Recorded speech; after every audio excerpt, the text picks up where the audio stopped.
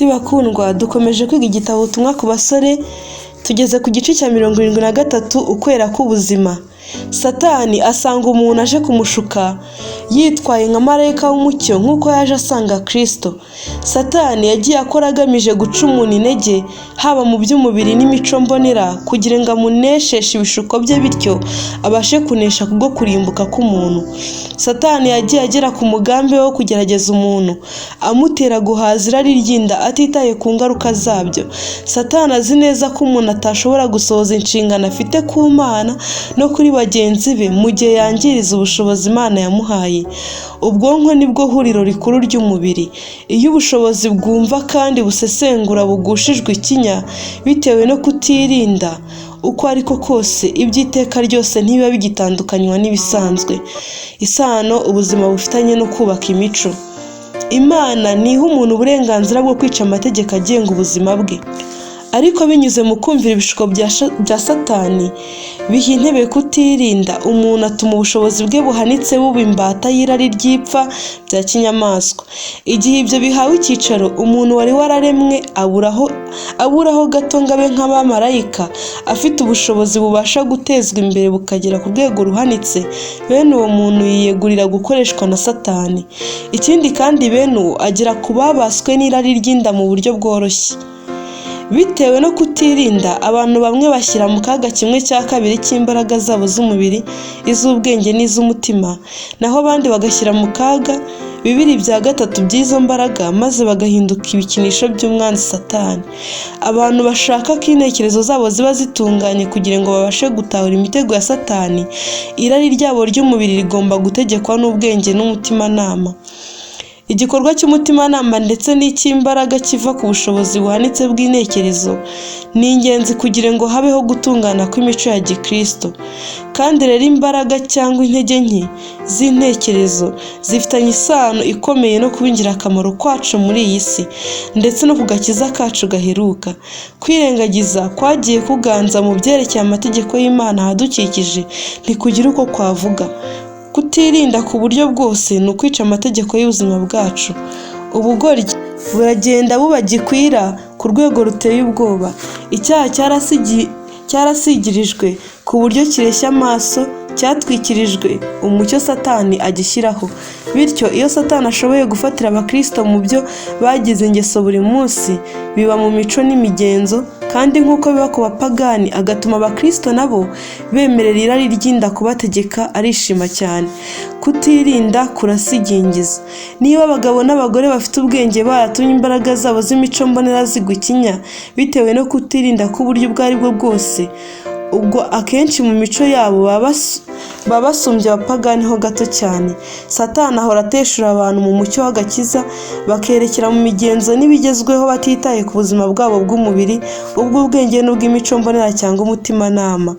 Umwanzi gica azi neza ko ipfa n'irari nibiramuka biganje mu mibereho y'umuntu, ubuzima bw'umubiri n'imbaraga z'ubwenge bizatabwa ku gicaniro cyo kunezeza inarijye, kandi umuntu azaba yihutira kurimbuka. Niba abantu b'abanyabwenge bafata umukwege bashyira mu kanwa no mu ijosi ry'ifarashi bakabasha gutegeka iyo nyamaswa, bagatuma yumvira imbaraga zikoreshwa n'umutimanama wabo, Satani azi neza ko imbaraga ze zo gutsinda akoresheje ibishuko bye ari ntoya cyane. Umugabane munini w'ababarizwa mu idini ya Gikristo ntibafite uburenganzira bwo kwiyita abakristo. Imico yabo, gusesagura kwabo, nuko bafata imirimo yabo muri rusange, ibyo byose bikorwa mu buryo bwica amategeko agenga ibyaremwe kandi bikanyuranya n'urugero rukwiriye Bibiliya itanga. Kubw'imigirire yabo mu buzima ubwabo babikururira imibabaro yo ku mubiri n'intege nke z'ubwenge n'iz'imico mbonera. Kwitegeka ni inshingano. Umubiri ugomba gutegekwa. Imbaraga zihanitse za muntu nizo zigomba gutegeka. Imbaraga zirarikira umubiri zirarikira z'umubiri zigomba gutegekwa n'umutimanama, kandi nawe ubwawe ugomba gutegekwa n'Imana. Imbaraga zikomeye z'umutimanama zejejwe n'ubuntu bw'Imana zigomba gutegekwa mu bugingo bwacu. ibyo Imana isaba bigomba kuba mu mutima w'inama wacu. Abagabo n'abagore bagomba gukangurirwa gukora inshingano yo kwitegeka, bagakangurirwa kumva ko bakeneye ubutungane, ko bakeneye kuzibukira kwifuza kwangiza kose n'imico mibi. Bakeneye gusobanukirwa neza ko imbaraga zabo zose z'ubwenge n'iz'umubiri ari impano bahabwa n'Imana, kandi zigomba kurindwa zigafatwa neza mu buryo bushoboka bwose kugira ngo zikoreshwe umurimo wayo. Amen. Nshuti bakundwa, dukomeje kwiga igitabo ubutumwa ku basore, igice cya 74. Uburezi bukora ku mpande zose. Igihe umuntu akoresha mu myitozo ngororamubiri ntikiba gitakaye. Umunyeshuri uhora yubitse umutwe mu bitabo bye mu gihe akorera imyitozo ngororamubiri mike cyane ahantu hari umwuka mwiza, bene uwo aba yiyangiza. Imyitozo ikwiriye ikoreshejwe ingingo zitandukanye n'ubushobozi butandukanye bw'umubiri ni ingenzi kugira ngo buri rugingo rukore neza. Iyo ubwonko buhora bunanizwa mu gihe izindi ngingo z'umubiri zo ntacyo zikora, habaho gutakaza imbaraga z'umubiri n'iz'ubwenge. Imbaraga z'umubiri zamburwa ubushobozi bwazo bwo kumererwa neza. Ubwenge butakaza gukanguka kwabwo n'imbaraga zabwo, bityo ingaruka ikaba gukanguka gutungurana gushobora gutera urupfu.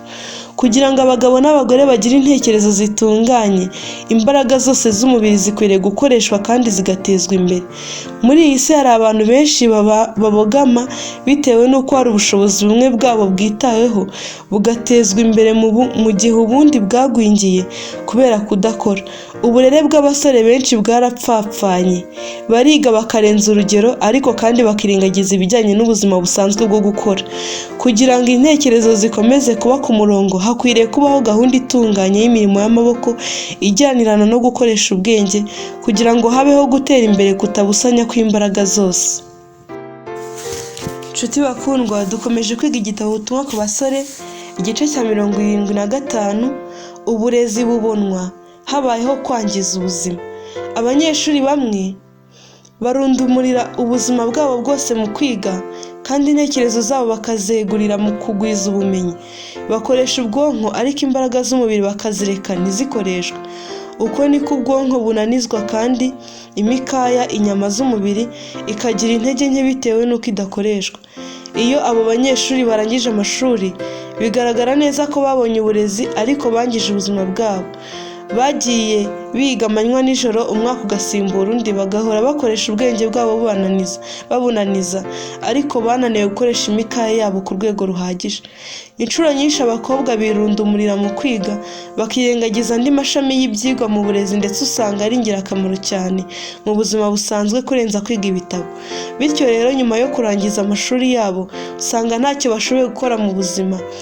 Birengagije amagara yabo kubwo kumara igihe kirekire cyane mu nzu badasohoka, batabona umwuka mwiza wo mu kirere, ndetse ntibabone n'umucyo w'izuba Imana itanga.